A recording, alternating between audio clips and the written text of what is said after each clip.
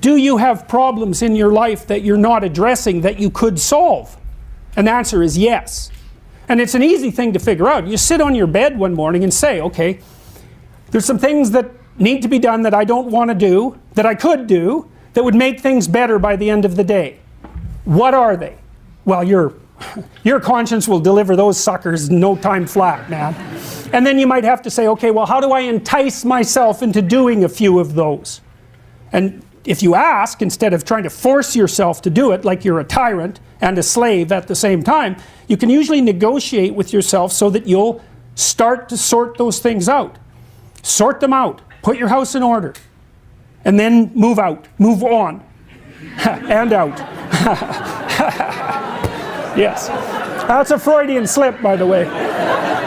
Yeah. So it's important because the thing is, you have a practice domain.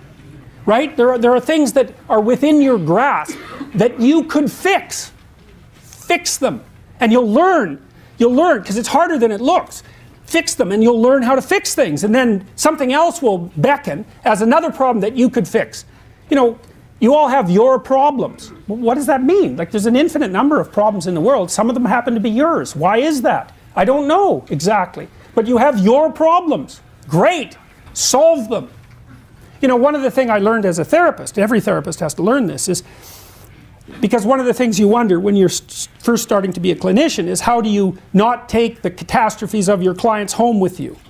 And the answer to that is because it's immoral to. They're not your problems. They're their problems. Like, they're their life. You know, your problems are your life. You don't want to solve someone else's problems for them because you take away the deep meaning that's to be found in having them work through the problems on their own. And then you steal the credit. Well, I can help you with that. It's like, well, yeah, maybe, but I don't help you with the next problem then. So in any case, you sort out the problems that are right in front of you. And it will make you grow very, very rapidly. And then you'll be able to sort out more complex problems without making them worse.